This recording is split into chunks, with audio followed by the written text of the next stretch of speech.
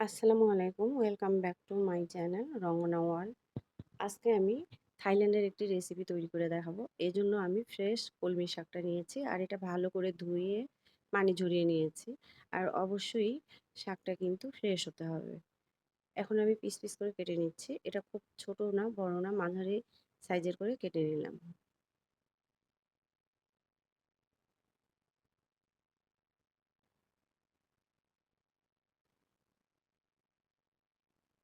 এখন আমি রান্না করতে চলে যাব। চুলায় একটি কড়াই বসিয়ে দিয়েছি আর তেল দিয়ে দিব। ওরা কিন্তু তরকারির তেল খুবই কম খায়। ২ চামচের মতো দিয়ে দিলাম। আর ওরা একটা মসলা যেমন আদা, রসুন, পেঁয়াজ, মরিচ সবগুলো আধা ভাঙা করে বেটে এটা ব্যবহার করে। আমিও ব্লেন্ডারে আধা ভাঙা করে নিয়ে নিয়েছি। ওখান থেকে আমি ২ টেবিল চামচ দিয়ে দিব। সেটা পরিমাণ মতো দিতে হবে। দিয়ে নেড়ে দিচ্ছি। লবণ দিয়ে দিলাম স্বাদ মতো।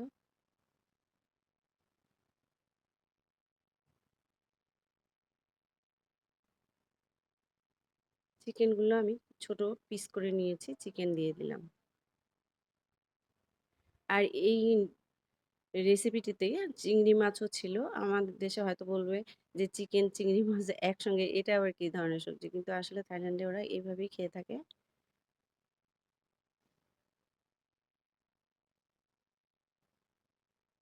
চিংড়ি মাছগুলো দিয়েও আমি ভালো করে নেড়ে দিলাম। আর এখানে যেটা আমি এখানে সোয়া সস নিয়ে নিয়েছি ১ চা চামচ। ওয়েস্টার সস নিয়ে নিলাম ১/২ চামচের মতো। আর ফিশ সোয়া সস দিয়ে দিব ১/২ চামচের মতো।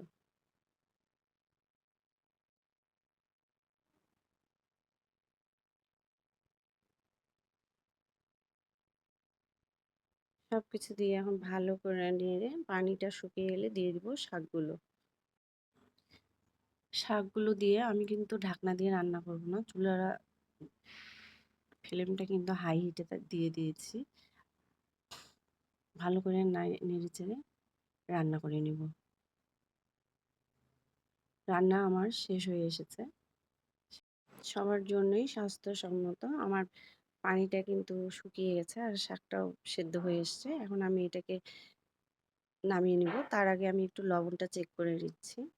হ্যাঁ, এখানে লবণ ঠিক আছে। কারণ এখানে আমি সয়া সস ব্যবহার করেছি। সয়া সসেও কিন্তু লবণ থাকে। রান্না আমার কমপ্লিট হয়ে গেছে। এখন আমি সার্ভিং ডিশে সার্ভ করে নিচ্ছি।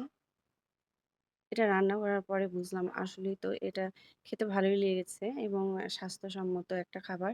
আর বাচ্চা, বয়স্ক সবারই জন্য খুব উপকারে আসবে। আর বাচ্চারা যেহেতু সবজি খেতে চায় না, চিকেন আর উম মাংস দেখলে কিন্তু এটা খেয়ে ফেলবে। আর আমি রান্নার শেষে তো সঙ্গে, সঙ্গে গরম ভাত নিয়ে শুরু করে ফেলেছি খাওয়া। কারণ আমার কাছেও মনে হয়েছে টেস্টি মনে হয়েছে। আজকের মতো এখানেই শেষ করলাম। যদি ভালো লেগে থাকে লাইক, কমেন্ট করবেন। সবাই ভালো থাকবেন। আল্লাহ হাফেজ।